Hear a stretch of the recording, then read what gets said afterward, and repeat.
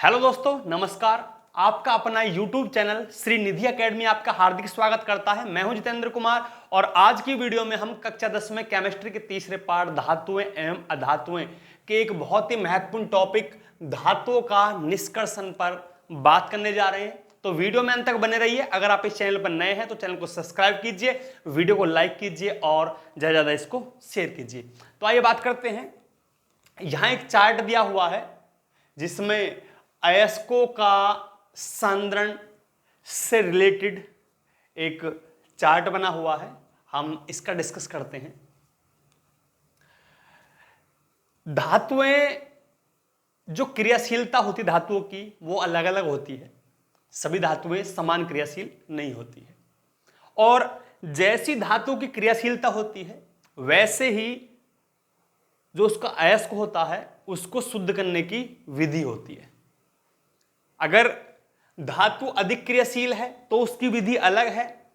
धातु अगर मध्यम क्रियाशील है तो उसको शुद्ध करने की जो विधि अलग है और अगर धातु निम्न अभिक्रियाशील है तो उसको शुद्ध करने की विधि अलग है। यहां तीन विधियां बताई गई हैं और धातुएं भी दी गई हैं। तो सबसे पहले है उच्च अभिक्रियाशील धातुएं। अयस्क का सांद्रण है, ठीक है। अयस्क से धातु निकालने की यहां विधि है। तो जो उच्च अभिक्रियाशील धातुएं हैं उनमें आती हैं सोडियम, पोटेशियम, कैल्शियम, मैग्नीशियम और एल्यूमिनियम आदि। तो इनको शुद्ध करने की जो विधि है वो क्या करते हैं हम कि उस धातु का जो अयस्क है उसको गलाते हैं और फिर उसका विद्युत अपघटन कर देते हैं, ठीक है। और विद्युत अपघटन करने पर शुद्ध धातु प्राप्त कर ली जाती है, ठीक है। इसके बाद बात करते हैं हम मध्यम अभिक्रियाशील धातुएं। इनमें आती हैं जिंक, लेड, आयरन, निकिल आदि। तो ये मध्यम क्रियाशील धातुएं हैं और इनमें जो अयस्क हैं वो कार्बोनेट अयस्क और सल्फाइड अयस्क हैं। इन धातुओं के कार्बोनेट अयस्क और सल्फाइड अयस्क आते हैं। एक महत्वपूर्ण बात यह है कि जो कार्बोनेट अयस्क होते हैं उसका निस्तापन किया जाता है और जो सल्फाइड अयस्क हैं उनका भर्जन किया जाता है।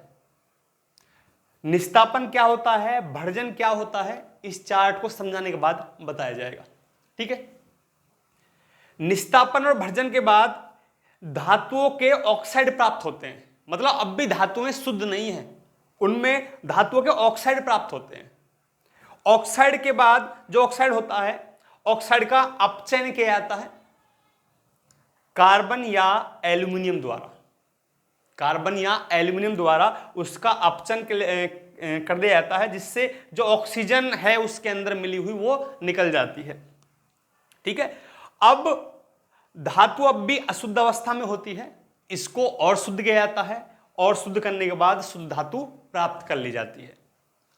और आगे है निम्न अभिक्रियाशील धातुएं। जिन धातुओं की क्रियाशीलता बहुत कम है उनमें है कॉपर है, मरकरी है, चांदी है और सोना है, और भी हैं।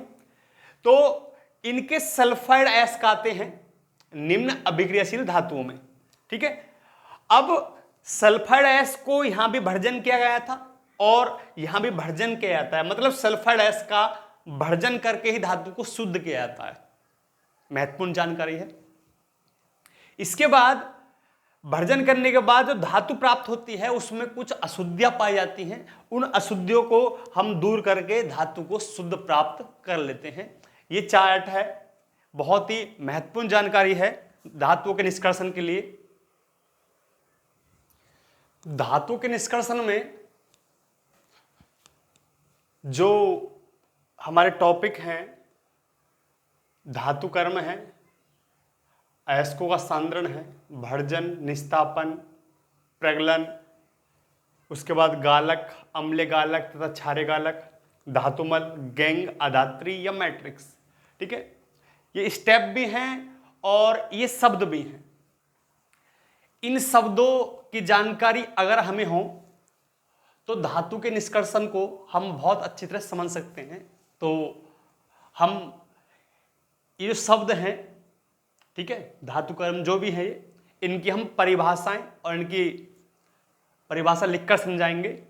और जो भी ये चीज है, ठीक है, उसे आप लिख सकते हैं, स्क्रीनशॉट भी ले सकते हैं, क्योंकि इनको जाने बगैर हम धातु का निष्कर्षण नहीं समझ सकते। तो सबसे पहले हम बात करते हैं, धातु कर्म है जो अयस्क है, अयस्क की पूरी प्रक्रिया हम करते हैं, जो लास्ट में धातु प्राप्त होती है। तो शुरू से लेकर एंड तक का जो प्रोसेस है उसको धातु कर्म कहते हैं।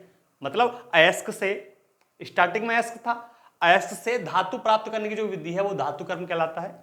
उसके बाद अयस्कों का सांद्रण है, अयस्क में जो मोटी मोटी अशुद्धि होती है, जैसे अनाज होता है, अनाज में जो मोटे मोटे कंकड़ पत्थर होते हैं छोटे छोटे, ठीक है, तो उनको हम आंखों से देख के निकाल सकते हैं, ठीक है, यूं ही वैसे ही चुग सकते हैं, तो वो सांद्रण कहलाता है। भर्जन है सांद्रण के बाद, उसको हम गर्म करते हैं, ठीक है, बहुत उच्च ताप पे, और निस्तापन भी वही प्रक्रिया है। उसके बाद प्रगलन है, उसको गलाते हैं, गलाने के बाद कुछ ऐसी अशुद्धि होती है जो गलती नहीं है, उसे गलाने के लिए उसमें गालक मिलाते हैं, और गालक दो प्रकार के होते हैं, अम्लीय गालक और क्षारीय गालक, ठीक है।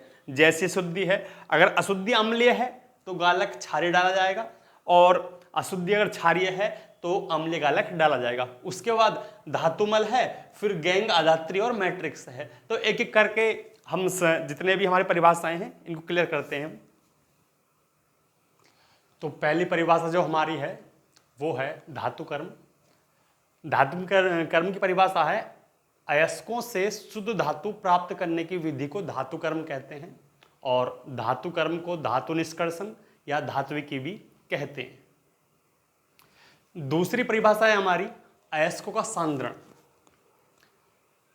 ऊपर की परिभाषा हमने बता दी, धातु कर्म है,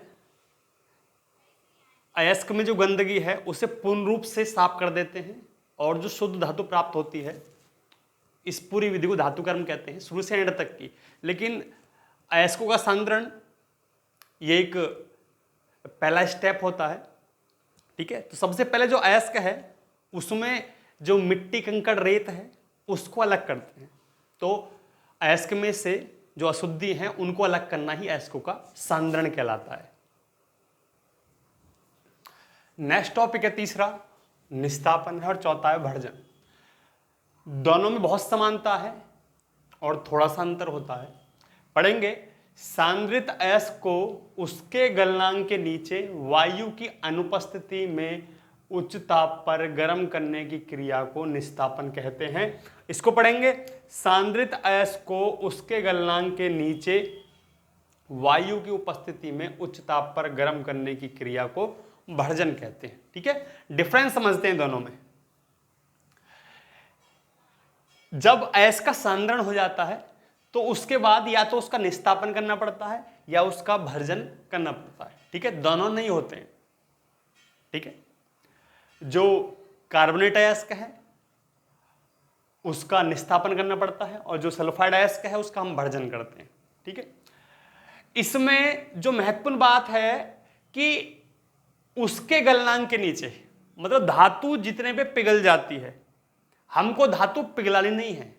अगर वो 1500 डिग्री सेंटीग्रेड पे पिघल जाती है तो 1500 डिग्री सेंटीग्रेड पे हमको गर्म नहीं करना है, हमें 1400 पे करना है, हमें 1300 पे करना है, गलन नहीं है। उसके गलनांक के नीचे वायु की अनुपस्थिति में हमें गर्म करते समय उसको वायु नहीं देनी है, वायु की अनुपस्थिति रखनी है, ठीक है, और उच्च ताप पे गर्म करने की क्रिया को निस्तापन कहते हैं, ठीक है। उसके बाद भर्जन है, सांद्रित अयस्क को उसके गलनांक के नीचे, यहां भी यही बात है, वो गलनी नहीं चाहिए, हमको गलानी नहीं है, उसके गलनांक के नीचे यहां वायु देनी है, वायु की उपस्थिति है, वायु चाहिए इसमें गर्म करने के लिए, उच्च ताप पर गर्म करने की क्रिया को भर्जन कहते हैं। दोनों एक सी परिभाषा है लेकिन थोड़ा थोड़ा डिफरेंस है, ठीक है। पहला डिफरेंस क्या है, एक डिफरेंस है वायु की अनुपस्थिति और वायु की उपस्थिति, ठीक है। आगे चलते हैं। नंबर नेक्स्ट जो है 5वां नंबर है प्रगलन है। अब हम अयस्क का भर्जन या निस्तापन कर चुके हैं। अब हमें उसको गलाना है, मतलब पिघलाना है। तो अब उसको उसके गलनांक से ऊपर गर्म करेंगे हम। ठीक है, परिभाषा लिखी हुई है, भर्जित या निस्तापित अयस्क को कोक या उचित गालक मिलाकर उसके गलनांक से उच्च ताप पर गर्म करना पिघलन कहलाता है। जब हम उसको उच्च ताप पर गर्म करेंगे तो वो पिघल जाएगी। ठीक है, आगे अब शब्द आया है गालक। ठीक है, गालक क्या होता है?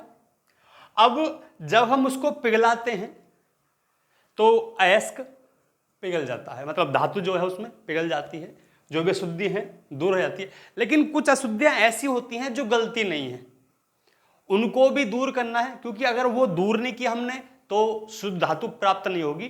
तो वे जो अगलनीय अशुद्धि हैं उन्हें दूर करने के लिए हम गालक मिलाते हैं।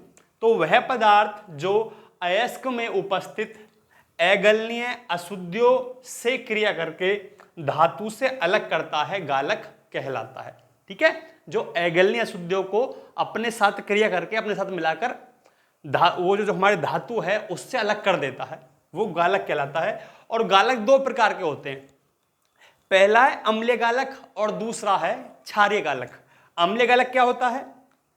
क्षारीय अशुद्धियों को दूर करने के लिए अम्लीय गालक का प्रयोग किया जाता है। अगर हमारी अशुद्धि क्या है? क्षारीय है, तो अम्लीय गालक का यूज किया जाएगा।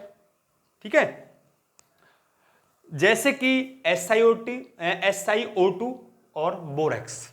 ठीक है, ये अम्लीय गालक हैं। और दूसरा है क्षारीय गालक। तो उसमें कौन सी अशुद्धि होती हैं? अम्लीय अशुद्धियों को दूर करने के लिए जो हमारा गालक होता है, क्षारीय गालक का उपयोग किया जाता है। उसकी परिभाषा भी लिख देते हैं हम। क्षारीय गालक की परिभाषा है आगे कि अम्लीय अशुद्धियों को दूर करने के लिए क्षारीय गालक प्रयोग किए जाते हैं। एग्जाम्पल लिखा हुआ है CaCO3, MgCO3 और Fe2O3 आदि। लास्ट की दो परिभाषा और है हमारी। धातुमल है।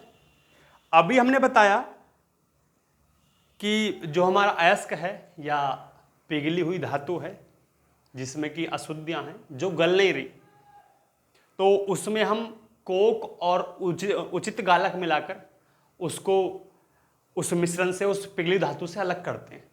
ठीक है, जो गालक है वो अगलनीय अशुद्धियों से क्रिया करके जिस रूप में धातु से अलग करता है, धातुमल कहलाता है।